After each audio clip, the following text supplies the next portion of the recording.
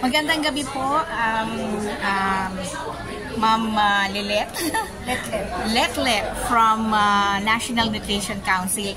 Cathy Cruz po ang inyong lingkod mula sa tuklasinnatin.net at DZXL Manila ang ating katipunan. Ma'am, unang-una, pwede pong magpakilala sila sa ating mga nanonood ngayon. Ano po ang kanilang posisyon sa pamahalaan at anong ahensya po ang inyong kinabibilang? Thank you so much, Kat. I'm Dr. Parolita Letlet Mission of the National Nutrition Council Region 7. The National Nutrition Council is the highest policy-making and coordinating body for nutrition here in the country. And my agency in Region 7, we are responsible for formulation of nutrition policies, food and nutrition policies for Central Visayas. No?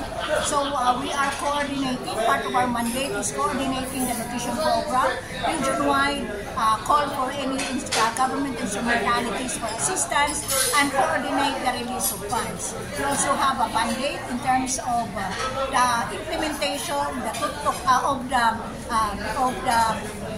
Republic Act 11148 or Kalusugan at Nutisyon ng Nanay Act, including the salt iodization program as well as data management of our feeding program throughout the region. So sa madaling salita po, ang National Nutrition Council ay ano po? Para sa sa maigsing salita po para sa ating mga kababayan na hindi po masyadong naiintindihan ng wikang Ingles at sa halip ay wikang kanilang kinamulatan po. Pwede pong siguro isang statement lang po kung ano ang National Nutrition Council. Yeah, thank you for that. National Nutrition Council is responsible for the nutrition of the whole country. So, but in Region 7, we are responsible, the regional office of the National Nutrition Council is responsible for nutrition improvement in our region.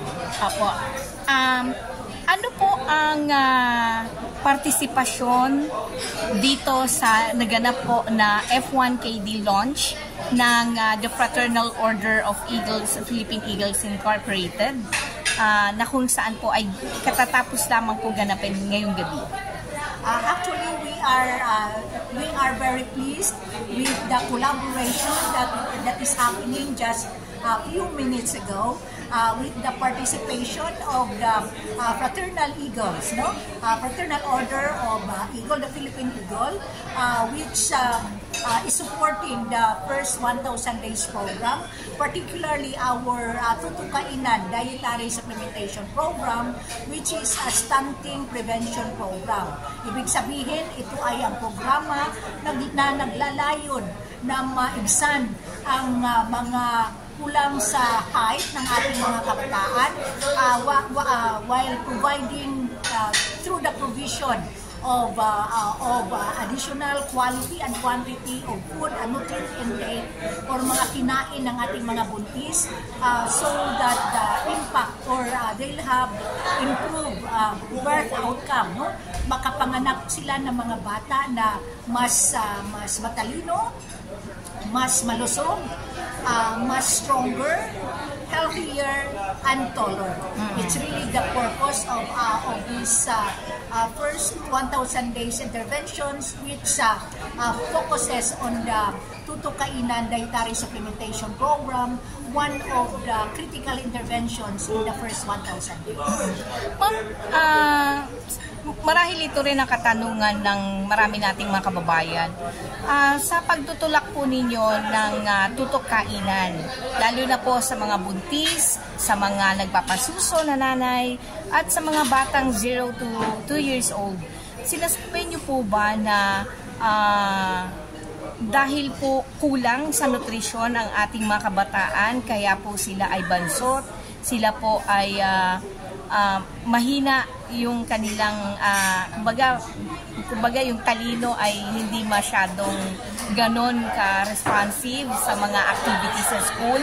At pangalawa ay pagdating po sa kalusugan, ibig sabihin po tumataas po ba ang level ng mga bata at mga magulang na may problema po sa kalusugan, pagkain at sa intellectual? Yeah, thank you for that question. No? Actually, currently, our data shows that there is an improvement naman in terms of our nutrition situation in the country, including the Central Visayas region. However, itong improvement na inaasam-asam natin ay hindi ganun kalaki. No? Nag-improve naman ang ating nutrition situation all throughout. However, the improvement is minimal. And we want to improve further through this type of intervention. Kasi nga malaki ang implication kung ang buntis na ina ay malusog while nagbubuntis siya, no? Kasi ma-ensure natin na the child that she will deliver would be healthier also, no? So although there's a problem of malnutrition, it's still a part of our triple burden of malnutrition in the country, no? We have this undernutrition that includes yung kulang sa height or kulang sa tangkad, kulang sa timbang or wasted, and underweight. We also have the problem of overnutrition to the other side of the coin, which covers our overweight, sobra sa timbang, and obesity or sobra ang taba, no, which would give a risk, magbigay ng risk for what we call it as mga non-communicable diseases such as your hypertension, sakit sa puso, mga diet-related cancers. So those are the risk of our overnutrition. And the triple burden is micronutrient deficiency. Or this is your kakulangan ng ayudo. That's why mahina ang pag-iisip ng ating mga kabataan. Kulang ng vitamin A. So may problema sa paningin. Sa vision. Sa vision. At saka yung anemia o kakulangan sa red blood cells sa kanilang system, and which would provide the risk of bleeding, especially for pregnant women, na posibleng ikamatay nila while delivering their babies. So ito ang gusto nating ma-address sa country, part of our effort. Itong mga tinatawag natin mga nutrition interventions na pinasok natin sa Philippine Plan of Action for Nutrition, which serves as our guide sa lahat ng implementer, including our Philippine Eagles Incorporated. No? So ito yung nag-serve as our blueprint of action. The Philippine Plan of Action for Nutrition serves as a blueprint of action to improve the nutrition of all Filipinos. So ito po palang isinagawa ngayon ng the Fraternal Order of Eagles, Philippine Eagles, ay napakalaking tulong pala sa parte po ng ating pamahalaan, lalo na sa National Nutrition Council. They will serve as the force multiplier. Tama po ba ako? You are right. Because you know naman, the resources of the government cannot cover all as of the moment. No, we are just prioritizing what we call it as priority provinces in the country, and the Philippine Eagle can complement the efforts of the government by providing the necessary resources so that we can cover all priority provinces, all pregnant women, ideally all nutritional at-risk pregnant women and children who are stunted and wasted through our collaboration with the Philippine Eagles. Mensahe niyo po kay National President Ronald de los Santos ng the Fraternal Order of Eagles-Philippine Eagle Incorporated. Baka meron po kayong mensahe. I would take this opportunity to thank our National President for picking up cudgels, no, of helping the national government improve the nutrition situation in the country, so that the future generation, if we invest in these children, they have the opportunity to thrive and be productive citizens in the future. So thank you very much for that, and we hope to see more as we implement the program together. Mensahe nyo naman po sa lahat po ng nais tumulong sa sa proyekto nyo po, hindi lamang sa tutok kainan, 'di ba? Meron din po kayo ibang mga proyekto pa. Nasa inyo po ang pagkakataon. Yeah, thank you very much, and I'm calling all our stakeholders. You can make a difference, no? Whatever assistance you can give, that you are always welcome, no? There are many nutrition program interventions that you can participate in.